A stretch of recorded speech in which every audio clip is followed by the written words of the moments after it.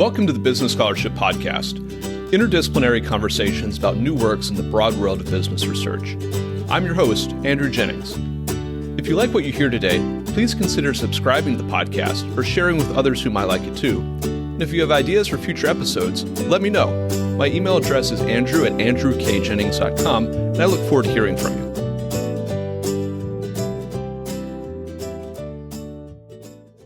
Our guest today is David Hoffman, professor of law at the University of Pennsylvania Carey Law School. We'll be discussing his recent paper, Transactional Scripts and Contract Stacks, which he wrote with co-author Shannon Coney. I'll add a link to the article in the show notes for today's episode. Dave, welcome to the Business Scholarship Podcast. Thank you so much for having me, Andrew. Dave, this paper is about a topic that has been pretty buzzy in the contract world and in the technology world as well, and that's smart contracts. Maybe introduce our listeners to the concept of smart contracts as you define them in the paper.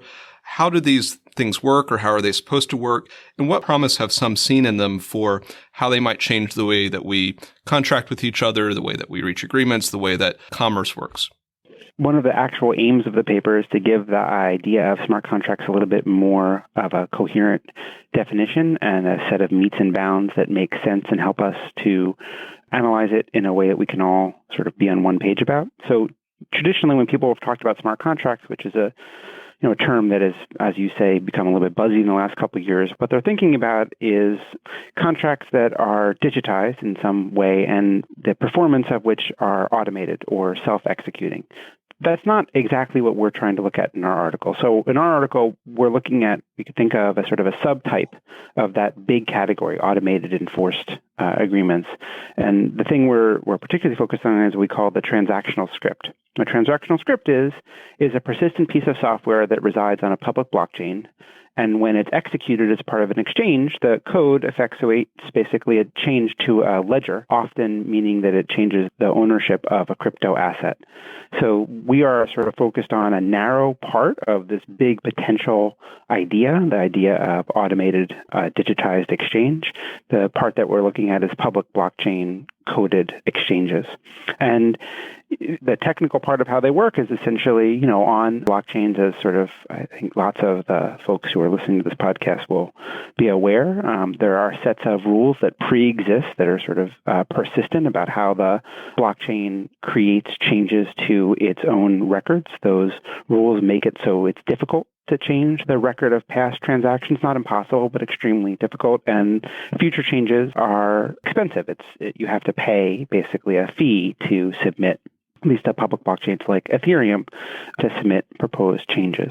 The kinds of software that we're looking at, these transactional scripts, are typically relatively short pieces of code that create the conditions under which the ledger is going to be modified or mutated.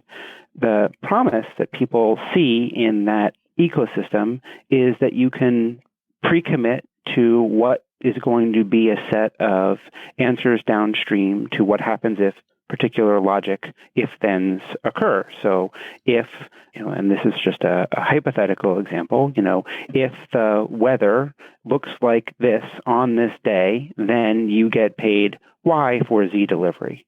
And the promise that people see is that it enables you to sort of go forward without having a lot of trust in the counterparty. All of the execution is sort of internal to this system. And you don't necessarily need a third-party decision maker because you've coded in all the rules internal to the operating system. And so people have proposed these scripts, or even general ecosystem, the smart contracts, as a proposed solution for a whole wildly different and potentially exciting set of problems, from financial derivatives to insurance to consumer protection to corporate governance to tax filing to voting, supply chain management, everything under the sun, in the contracting sun could be potentially revolutionized if we had self-execution, if we didn't have the requirement to really trust your counterparty, and if we believe that we could get the software right. So the enthusiasts for these contracts would say these are self-executing. They remove the incompleteness that inheres in any contract that is traditionally done, that is traditionally drafted by a flesh and blood lawyer. That means that we have high trust. We don't have contract disputes. There's no need for judges, no litigation cost. You express some skepticism about that optimistic view. Why is that? And what do you think is more akin or aligned with reality? Yeah. So what we observe when we look at the current transactional script ecosystem is tremendous number, both as a sort of absolute number and as a rate of bugs, software errors in which the party's presumed or described intent does not match what they actually get when the script runs. And we ask ourselves, why are there so many errors? And the first answer is relatively obvious, and it's that software is error-filled, just like regular language is error-filled.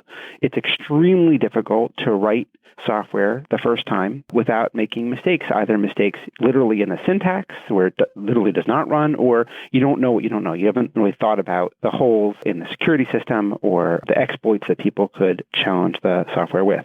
And what's distinctive about this particular kind of software, unlike, for example, the operating system that people use for their computers or a game or a word processing system, is it really has to be right the first time. So in a regular software development ecosystem or a regular software development firm, they iterate. They get it wrong and they send out version 2. They get it wrong in version 2, they send out version 3, and so forth. And we continue to get versions years after a software is deployed as new exploits are found. In the transactional script ecosystem, if you get it wrong and parties commit capital or assets to the script, it can be very hard to iterate a new version of the script. It's hard to change or unilaterally modify those contracts on the fly. Doing so sort of unwinds the exact trustless nature of the ecosystem that people find so attractive. And as a result, we see lots of errors. It's also true that the language which these scripts are coded in, which is called Solidity, at least on the Ethereum blockchain, is a little fussy. It's also quite a new language as the computing languages go, only a couple years old. And so people have not yet entirely shaken out all of the ways to do routine tasks. And finally, because there's so much money equivalence at stake, there's a lot of incentive for folks to try to find ways to hack these agreements. And so the paper goes through a bunch of examples of essentially scripts that didn't work. And we think these are not, this is sort of a pun, these are features. Like, this is a feature of the ecosystem, that you're going to have persistent errors, persistent gaps between what the folks wanted and what they got in coded exchange. And we're not sure how generalizable the finding is. Like, if you had a smart contract that wasn't a transactional script, that is to say, it wasn't on a blockchain, it wasn't on a public blockchain, would you have the same kinds of problems? My intuition is that software is buggy by design, or at least buggy persistently so, and the law is going to have to confront the reality that it's just really hard to capture the party's intent ex ante in ways that are robust to exploits, attacks, and mistakes ex post. And so all of that leads us to believe that the optimism that people have sort of come to this really interesting new innovation in the commercial world that we all live in is a little bit unfounded, and that what we ought to expect is that the laws are going to have to grapple with the sorts of problems that, occur in ordinary contracting contexts, which is mistake, interpretive difficulty, and fraud, duress, misrepresentation, the other classic common law contract defenses and problems. Your skepticism is really around the reality, the stark reality that smart contracts, transactional scripts, suffer from some of the same problems as traditional contracts that are written by flesh and blood lawyers suffer from. When we have those issues with traditional contracts, it's a common law process for sorting out the problems. But you note in the paper that there's really limited case law around how exactly those principles of contract law should be extended to this new kind of breed of transactional scripts. There is one case that you discuss pretty at length, the Coin case, and I wonder if you can maybe introduce listeners to what the background of that case was, what happened, and maybe what does it teach us about this new world of transactional scripts and smart contracts. Yeah, Coin case is really cool, and it's cool in part because it's so singular. There are just not a ton of examples of parties engaging in commercially significant transactions that essentially use computer programs to effectuate the exchange, in which there's been a court opinion that broke down what the common law sort of results are, the common law framework that we ought to use. And so it's singular, it's interesting, and it's a little complicated. So I hope you'll bear with me as I kind of give you a sense of what the facts are, and then we can talk about it. basically, Coin runs an exchange in Singapore, cryptocurrency exchange. It runs it on very old-fashioned principles. It has account books. It has control over those account books. It's not running those account books through some fancy decentralized mechanism. It is a fully centralized, old-fashioned exchange. The counterparty, which is called B2C2, is, I think, a Scottish or a UK-centered entity that was created by a bunch of folks, including someone who'd worked at Goldman. While this person worked at Goldman several years before the events of this case, he had written a computer trading program. And the computer trading program was sort of asset non-specific. He actually didn't have in mind cryptocurrency at all, because cryptocurrency, at least in his mind, had not been invented, or at least it was not particularly well known. And like most arbitrage bots, it's scouring the world to try to find opportunities to trade at a profit.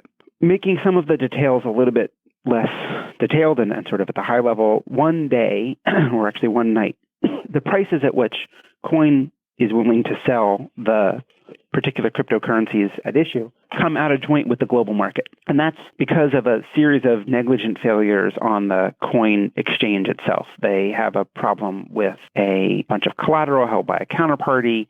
They haven't really reset the program that monitors the collateralized price sort of exchange. And so they're all of a sudden posting prices at which they are willing to buy and sell, which are something like 250 times the market. B2C2, the bot who's always monitoring the world for this exact kind of potential profit, trades, I think, 7 or 8 or 9 times and makes a several $1 million proposed profit at night. In the morning, Coin's owners wake up, they look at this trade and they say, oh, geez, that's not good at all. And they reverse it. And they reverse it because they can, and because they say, look, this is obviously out of whack with any commercial equilibrium.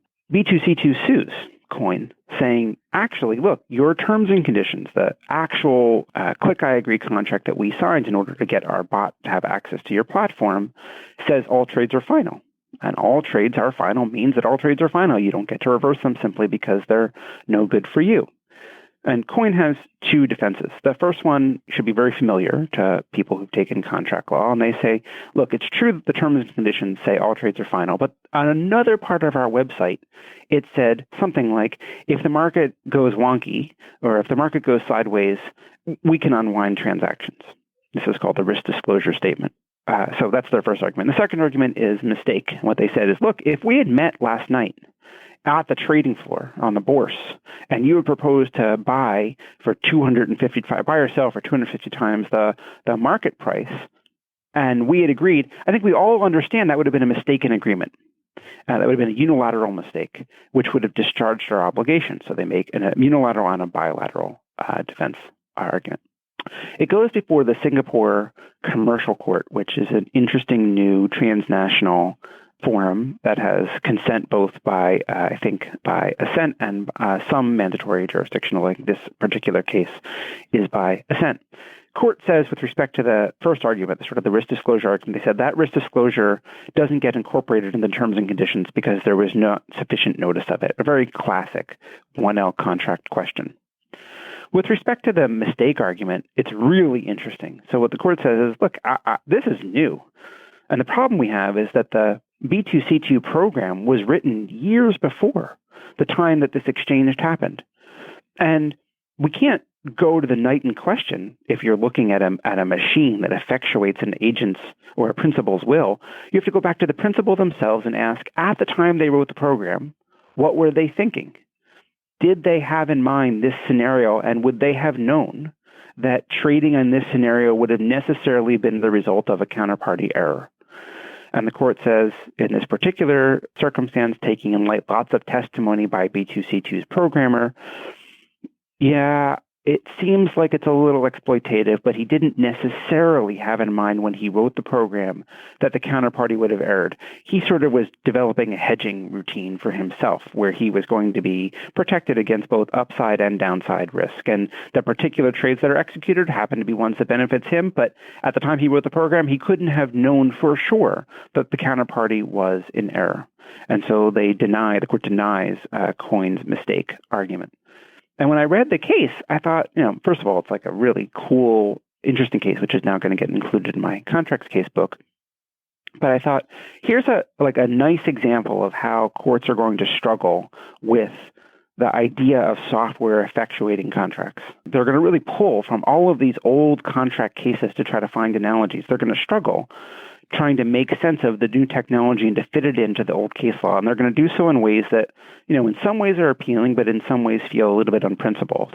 And the paper comes out of the intuition, let's try to provide a framework for courts going forward to understand the gap between code and contract. Even though Coin versus B2C2 itself is not a transactional script case, it is not a case about sort of automated or self-executing exchange. It is an example of software contracting, but we're using it as a jumping off point for our analysis. So as you mentioned, you offer a framework in the article. You offer 4 canons that should help address some of these questions around the contract stack, transactional scripts. What are these canons and how do they relate to traditional contract law interpretive practices?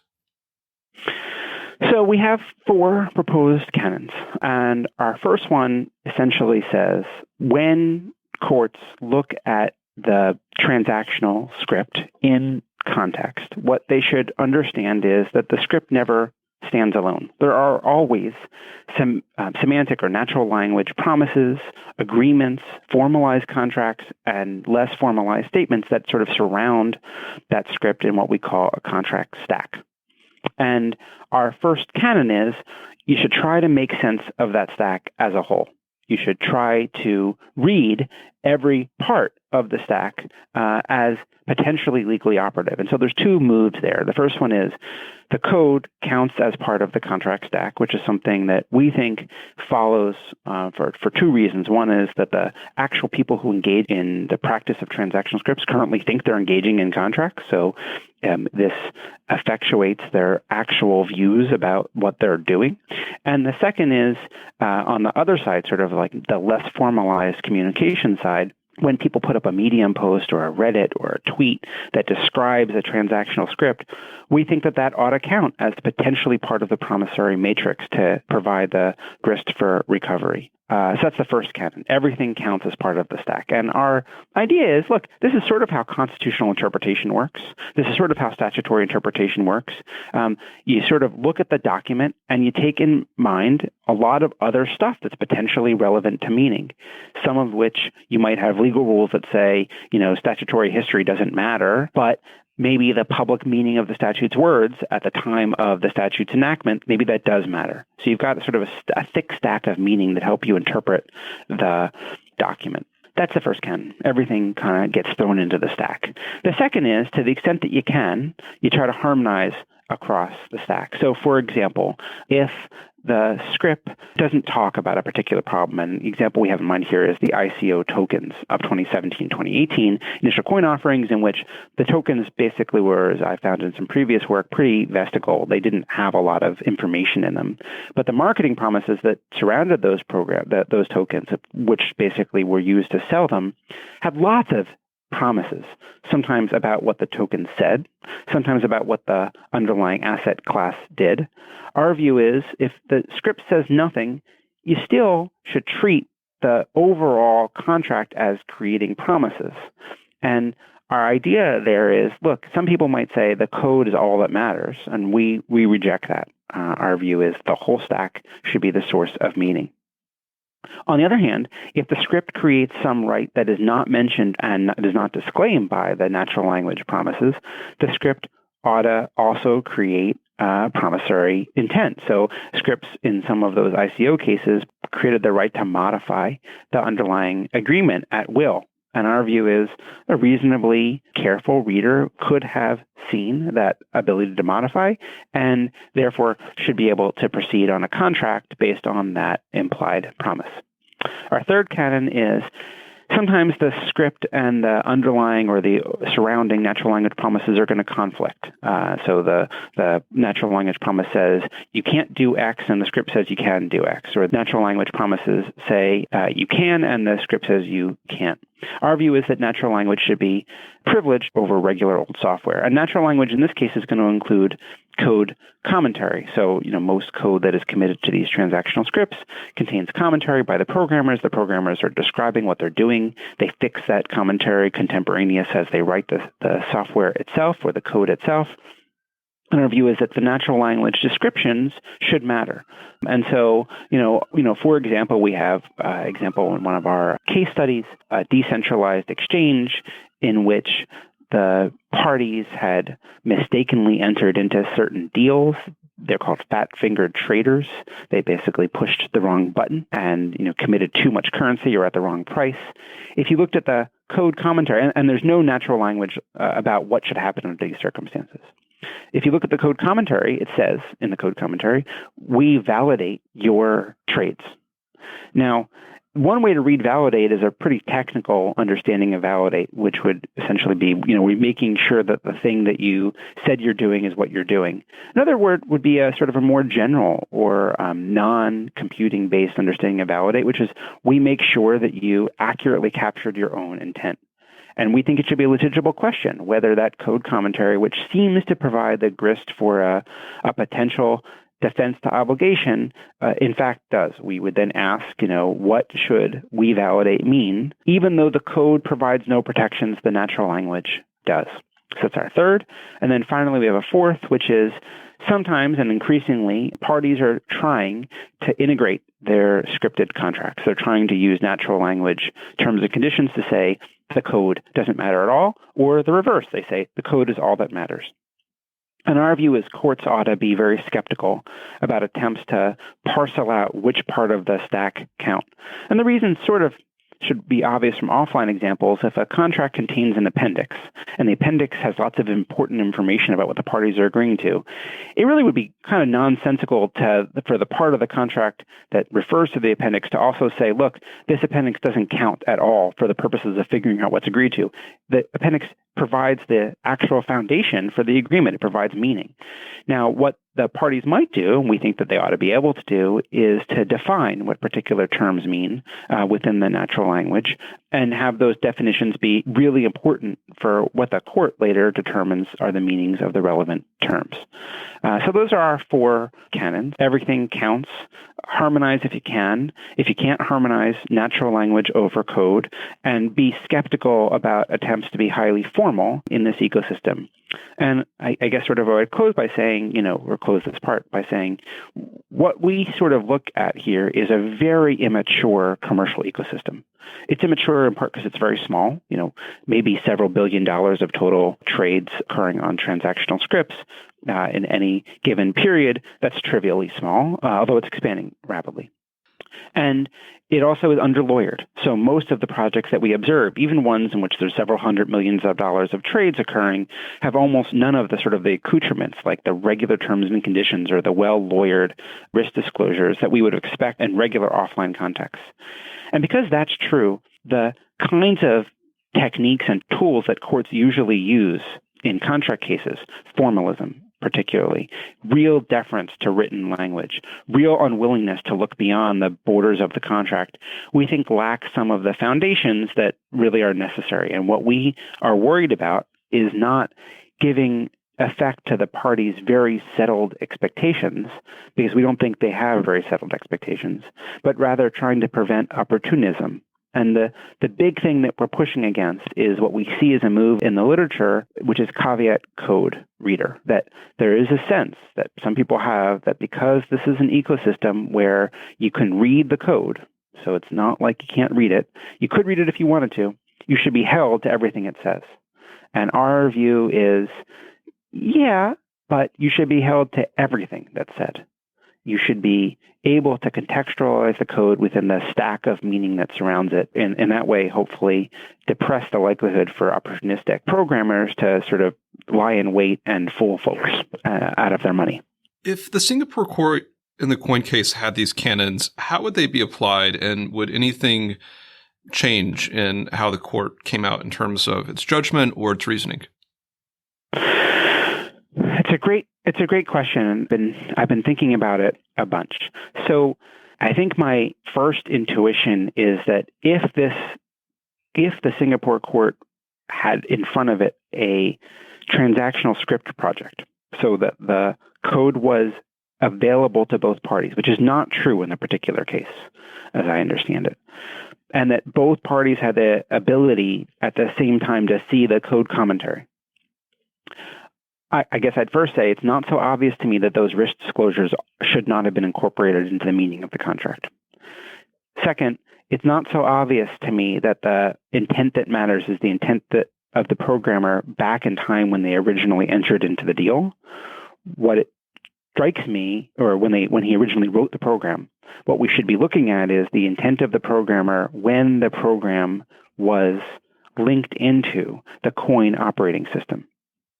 That it's not when the machine's made in general terms, but rather when the machine is yoked to a commercial exchange that we care about. And so I'm not sure that changes the result. I do think it, like on the margin, makes the arguments for coin a little stronger. I don't love the flavor of the opinion in which there's a sense like coin's a big boy and it could handle itself going forward. I don't think that makes great law. And I really am not sure, I guess I'd say but I'm not sure what would happen if this was not really an offline project and instead we had a real transactional script operate on a blockchain. Dave, what key takeaways would you like listeners to have from this paper and from this conversation? The first is that we believe that the sorts of problems that we see in the case studies in our paper are likely to recur with increasing frequency in the future. And the sorts of problems that we see are essentially software code that does not track what the parties would have said they wanted at the time they entered into the exchange. And the result of that gap is going to be, we think, litigation, whether the litigation occurs in national courts, in arbitral forums, or in transnational one-off court systems. And when courts or arbitrators face these sorts of problems, what we think is going to happen is they're going to use old-fashioned contract principles. And the paper tries to bring those old-fashioned contract principles to bear on this sort of seemingly new set of problems in ways that we think don't do any violence to the old set of principles, but rather bring them forward in time and provide a way to, we think, civilize sort of a bit of a Wild West technological ecosystem. The one question we've gotten about the paper, or I've gotten about the paper a bunch, is, what's new here? Is this sort of just like, the internet all over again, where you've got seemingly a new set of problems? And I think there's real fairness to that critique. We don't think that the sorts of problems transactional scripts create are that new. But what we do think, we hope, is what contract scholars have been sort of in the last couple of years when they've been writing about it, is if they're writing about a totally impenetrable and impossible to understand phenomenon which has magical properties. It's never going to go wrong. Everyone's going to get exactly what they wanted, and the result's going to be the end of contract law. We think that that's just too optimistic about what these things are going to look like in practice as they get deployed at scale. So the takeaway is, just like every other regime of law, what we should expect is failure. We should expect the parties to fail to come to real agreement about what they really want. We should expect they're going to be unable to reduce that agreement to language that really captures their meaning. And the courts, when they confront those double-barreled failures, are going to have to solve problems. And we think that the paper offers them a path forward on that, how to fix the gap. Our guest has been David Hoffman, professor of law at the University of Pennsylvania Carey Law School. We've discussed his recent paper, Transactional Scripts and Contract Stacks, which is co-authored with Shannon Coney. I'll link to the article in the show notes for today's episode. Dave, thank you for joining the Business Scholarship Podcast. Thank you, Andrew. It was really a pleasure.